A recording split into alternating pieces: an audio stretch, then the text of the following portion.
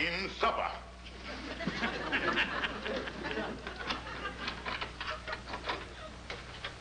Well, so the society butterfly done come back to her cocoon. I never spent such an afternoon in my life. We had the regular monthly meeting of the Women's Auxiliary. Oh, Blabbermouth Incorporated. I've never been to a home like Mrs. Van Pelt's. She's real society. Oh, so you're mixing up with the Hoy polluted, huh? I got quite friendly with Mrs. Van Pelt. I invited her and her husband over here next Thursday night. Oh, so you met him, too? Mm-hmm. He's a very distinguished man, George. He was busy all day doing research at the library. Well, now about Thursday night, honey, I don't like... Now, look, George, I don't want any argument. It's about time you met some decent people instead of that horrible, uncouth group you associate with. It would do you good to meet a man with accomplishments like Mr. Van Pelt. Well, I done met all the accomplished people I want to know. Like Andrew Brown, for instance. Yeah, like Andrew Brown. Well, what, may I ask, has he ever accomplished? Well, he, just yesterday, he had a run of 13 balls in the side pocket without once leaning on the pool table. Exactly what I'm talking about. And they're hanging over pool tables. You'd never find him in a public library. No, they ain't got no pool tables in there. George, it's all settled. They're coming over next Thursday night. All right, all right. Oh, and George, I need a dress for the occasion. Why, certainly. I wouldn't expect you to meet him in your camisole. I'm talking about a new dress, and not one of those cheap ones either. I want to make an impression on the Van Pelts. And unless you do something about getting me a new dress, there's going to be plenty of trouble around here. George Stephen, if you don't do something about getting me a new dress, there's going to be trouble. And I mean that, you big lummox. There's going to be trouble. And that's what she said to me, Calhoun. You know, sound to me like she's hinting for a new dress. Oh, I bet you got a dress, Kingfish, right there in that box there. No, Calhoun, this is what I'm going to use to get the dress with. I don't get it. Well, this is the only thing of value that I could think of. This is Sapphire's fur coat that she had in cold storage, and I just took it out this morning. Oh. Yeah, figuring on selling the thing and using the money to buy her a dress with. Yeah. What kind of fur is it anyway? Oh, it's a very unusual fur. That's muscat-dyed squirrel. Who you figuring on selling it to? Never mind. Don't answer that. I know. Andy. Well, you see Andy going around with a new girl. Yeah. And he ain't making such good time with her. And he kind of looking for a wedge. Yeah, I see. And then you gonna give the money to Sapphire, huh? No, I ain't, Calhoun. I gonna buy the dress myself. You? Yeah, 'cause every time she buys a dress, it's always out of style in about 5 years. Yeah. I gonna buy her a lifetime thing. Yeah. I don't see no reason why a man can't buy a dress as good as a woman know-how. Yeah, and I tell you, Calhoun. Hey, Calhoun. Huh? When I gets the money, why can't you go up to the department store with me? You know, they say 2 heads is better than 1. Yeah. Well, I'll be glad to, Kingfish. Well, see you later.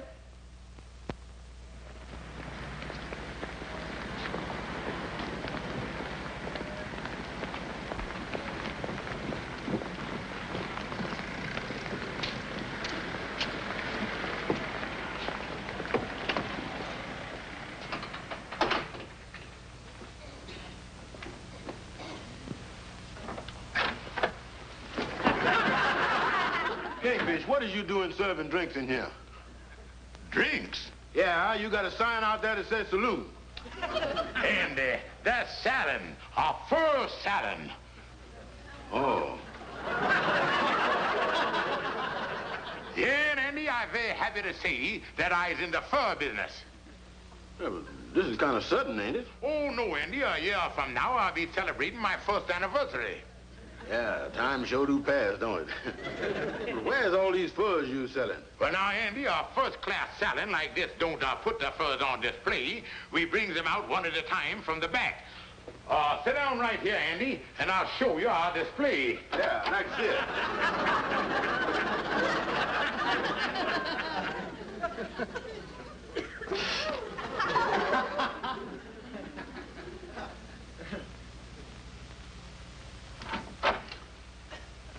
There you is, son.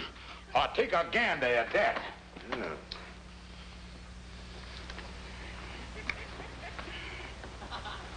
Yeah, that'd make a nice rug, all right. A rug?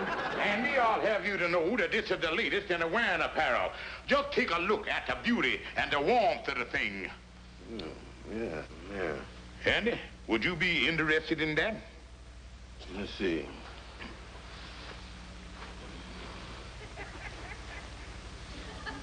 No, Kingfish, I just think I'll stick to my old topcoat. Oh, no, Andy, not for you, but I mean something for you to give to your gal. Oh, my gal, huh? Well, just what kind of fur is this anyway, Kingfish? Andy, that's the rarest of all wildlife. The rare and beautiful and elusive mink. Mink? Yeah, Andy, just like this animal here. That looks more like a fox to me. Oh, Andy, that's a long-legged mink. I seen a mink in the window once, but it didn't look nothing like this. Well, Andy, this is a brand new breed. Oh, it is, huh? Yeah, I know you heard of the other shades, the golden honey, the silver blue, but Andy, this is the very latest thing, sunset orange.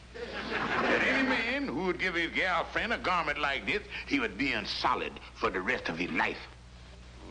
This is beginning to make sense, Kingfish. With this jacket, I could really get in good with my new gal. How much you want for it? Well, Andy, I'll tell you what. I guess you know you done picked one of the most expensive furs there is. And as close as I is to you, I couldn't let it go for less than $50. That's a lot of money, all right, for mink. But being this is sunset orange, I guess the sky's the limit, huh? Okay, Kingfish, you got a deal. All right. Here you is, $50. Thank you. Can you wrap it up for me? Oh, sure, Andy. I'd be glad to. There you is, son. Sorry I ain't got no ribbon. Yeah, well, I'll get on up and give it to my gal. Thanks a lot, Kingfish. Oh, don't mention it, Andy. Don't mention it.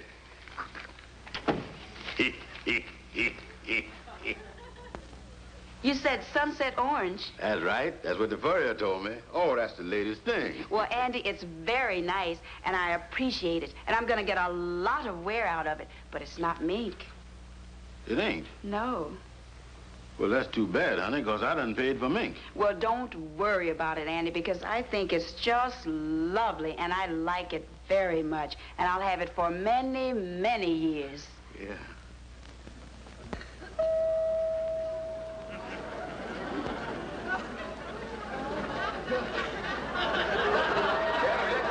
Kingfish? Women always make so much fuss about buying a dress. I guarantee you there's nothing to it. No, just a matter of using your head, that's all.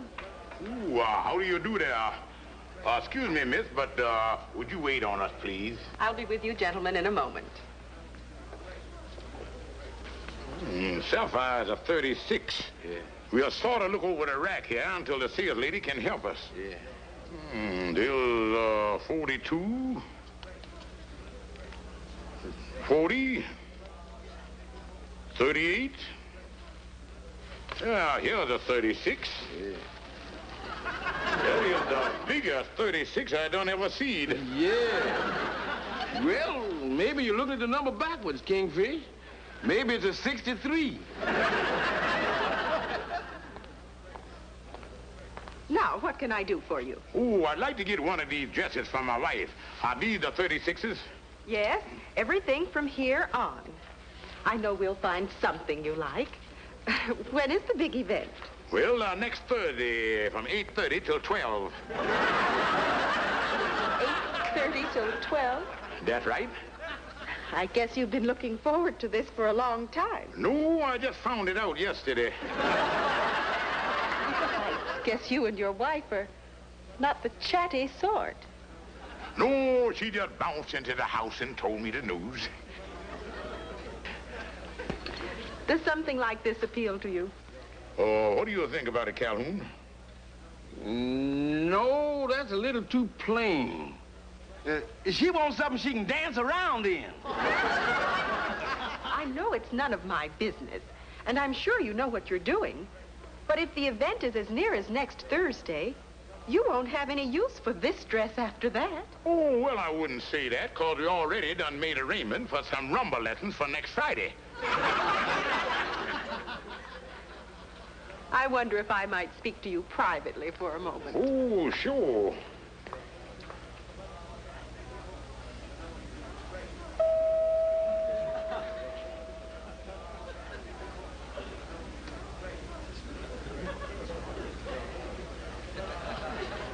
Calhoun, we got to go up to the 6th floor.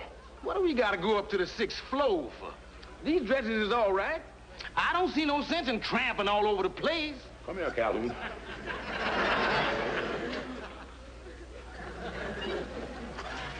Well, is we gonna walk up or use the elevator?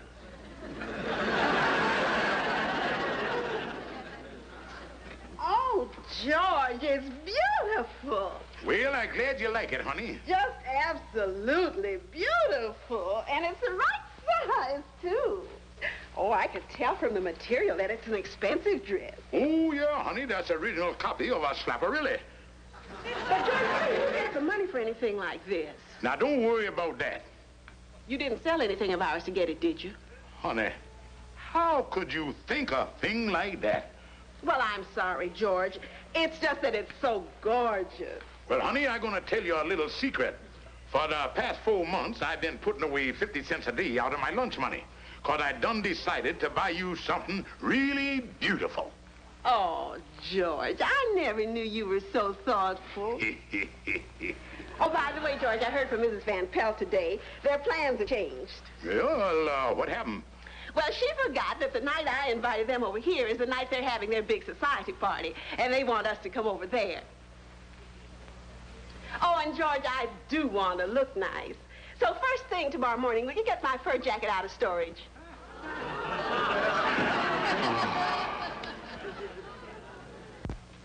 I don't know what to do. Well, it serves you right, Kingfish. First lying to me that you was in the fur business when it was Sapphire's coat, then selling it to me for mink. Oh, what is I gonna do? If Sapphire knew what happened to her coat, she never would forgive me. I tell you, boys, I'm ready to kill myself. Well, after hearing all the facts, that sounds like the best idea to me. Andy, for the last time, I tell you got to get that coat back to me from that gal of yours. Nothing doing, Kingfish.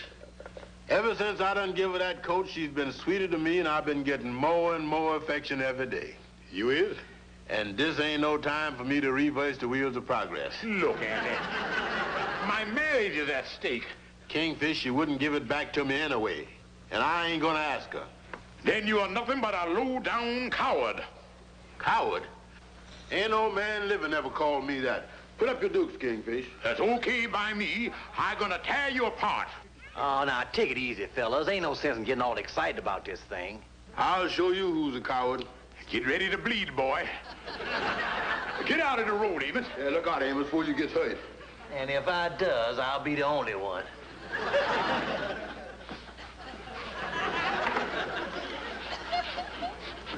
Amos, didn't I tell you to stay out of the way? Oh, you ripped it there. Yeah, tough fight.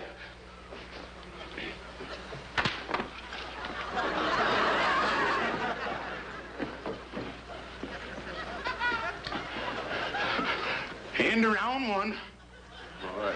Well, I ain't gonna sit here and watch you two fellas waltz around. If I can help you, and let me know. Oh, brother. Look, Andy, I'm sorry I called you a coward. Because after all, we are brothers in that great fraternity, the Mystic Knights of the Sea. But look, Andy, do you think by any chance that she would give you that coat back if you ask her for it? Not a chance, Kingfish. Then, Andy, there's only one alternative. We got to steal the coat back from her. What? Now, she don't know Calhoun, and I'm going to get Calhoun to do the job. Oh, wait a minute, Kingfish. Look, Andy, you take Rosemary for a walk through the park tonight about 9 o'clock. Calhoun will be waiting there. And the whole thing ain't gonna take more than a few minutes.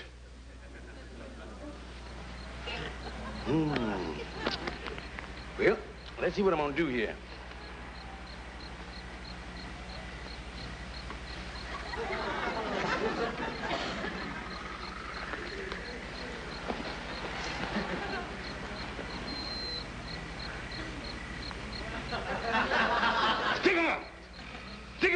Andy, your fur coat of your life. Don't move, I'll spray you with this cannon. Don't do that. Stick him up. Stick him up. Well, happy Halloween. Come here, you. Calhoun. Sam. What goes? Oh, Sam, I'm so glad it's you. Well, you see, I'm playing a little prank on Andy Brown. Oh, Andy, huh? Yeah, ain't nothing serious. I just played a little prank on him. Well, you can get into trouble this way. Yeah. I guess you better take it easy, Calhoun. Yeah, Sam, sure, Sam. Would you help me with my coat, please? Yeah. Let's hurry up.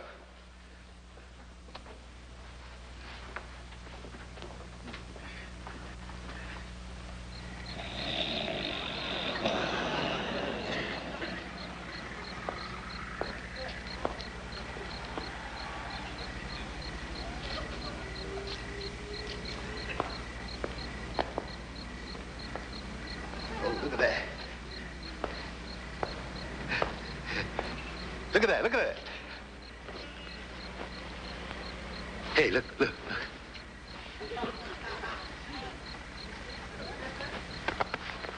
Holy smoke, hold up.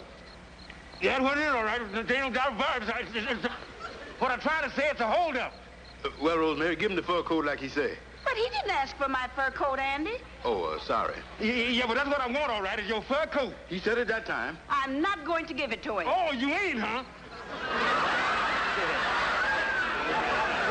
See what my trigger finger look like. Listen, I'm not going to give you my fur coat. Now, look, Rosemary, you got to give it to him. After all, he's the hold-up man, and we're the victims. You don't want to violate the criminal code. If he wants something, I'll give it to him. Wait a minute.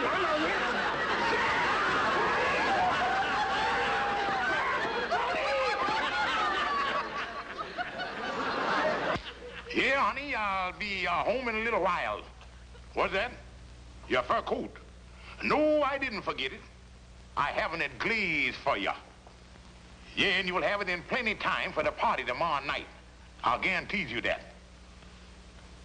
Okay, honey. Well, Calhoun ought to be with the coat any minute now. This is the darndest thing I ever heard of. Having Calhoun hold him up.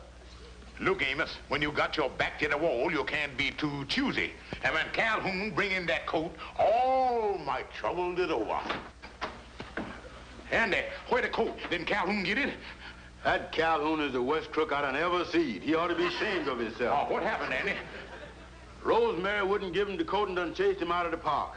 Oh, this is the end of the world. Not quite, Kingfish. And there's worse to come. Rosemary done told me tonight that me and her has been invited to the Van Pelt party and she's gonna wear the fur jacket. Well, boys, you've really got yourself a problem now. 2 women going to a party and only 1 coat. I'd like to see just how you're gonna get out of this one.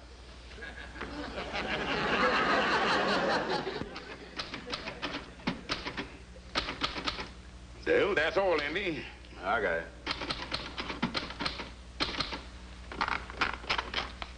There you go. Yeah, Andy, this schedule will work out pretty good. In fact, that's the only way we can work it. With 2 gals and 1 coat all going to the same party. Yeah, well, give me the schedule again, Kingfish. Well, Andy, first you take your gal to the party. Yeah. And then you passes me the coat. I run home and give it to Sapphire and bring her to the party. Check. Then when we get ready to leave, I'll take Sapphire home first, and when she go in the bedroom, then I'll run back to the party and give you the coat. And then you can take Rosemary home. Double check. Yeah, I got the whole thing figured out here according to time. We better Simonize our watches here. You're gonna have a lot of running to do, Kingfish, back and forth to that party. Yeah, Andy, I'm glad it ain't a formal party because I figured on wearing my sneakers.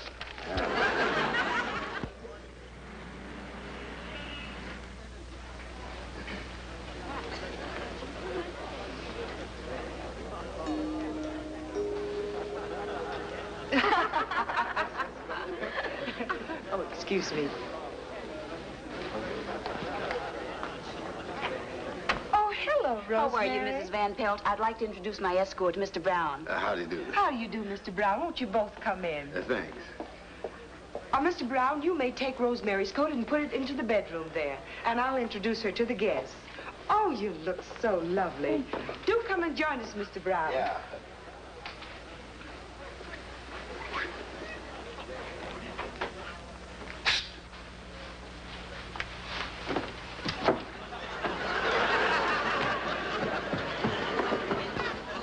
All right, operator, thank you.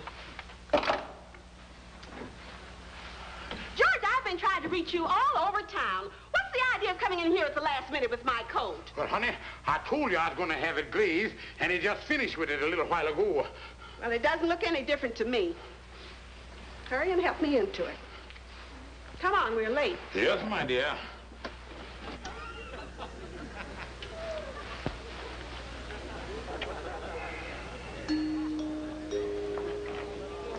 Oh, Sapphire. And this must be your husband. Do come in. Thank you. Everybody's here, Sapphire. Oh? Mrs. Stevens, will you please take your wife's coat and put it into the bedroom there? And I'll start introducing her. Yeah, good idea. So glad you came. So glad you came.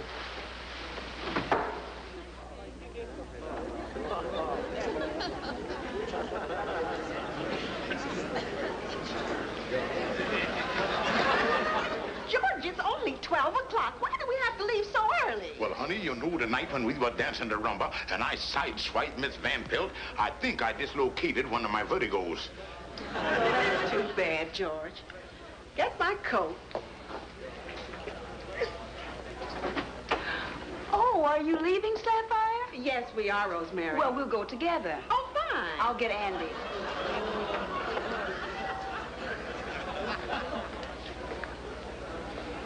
Wait a minute, George. Rosemary and Andy are leaving with us now, too. Who's going where? With who? When? Andy and Rosemary are leaving with us. Oh, George, I forgot to say goodnight to Mr. Van Pelt. Oh, how nice of you to get my jacket, Mr. Stevens. I'll just put it over my shoulders. Let's go someplace where it's real exciting. I don't think you're going to find any place to top this. You're going to tell Mr. Van Pelt goodbye. Oh, I'd better go say goodbye to him also. I wish I would put him in bed with pneumonia. Well, I'm all ready. Just put it over my shoulders, Andy. Has it been a delightful evening? Oh, yeah. Oh, you're trying on my coat, Sapphire, and it looks well on you. Your jacket, Rosemary? Oh, no, this is mine. Sapphire, you're mistaken. I can tell by the sleeve that this is my jacket.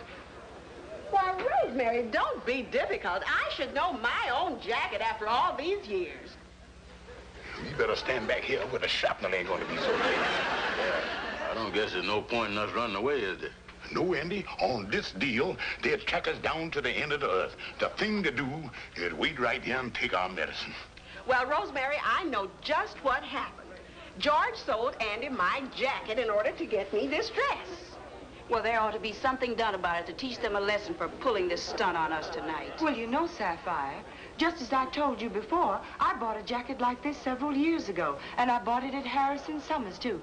I think I still have it. Really? Yes. Now, why don't I let Rosemary wear my jacket? We going at it hot and heavy in there now. Yeah, well, on the basis of what Rosemary did to Calhoun, I think Sapphire's gonna get the worst of it. Oh, I think Sapphire can take care of ourselves. Well, are we all ready? Yeah. You in the clear, son. Well, good luck, Kingfish. George, help me with my coat. I want to put it on. Me too.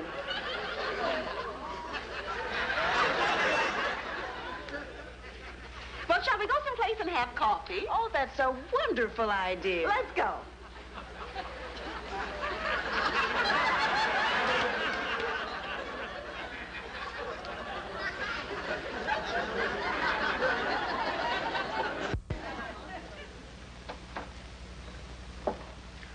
All right, gentlemen, continue. There's no two ways about it, Doctor. We're as nutty as a couple of fruitcakes. Shaq,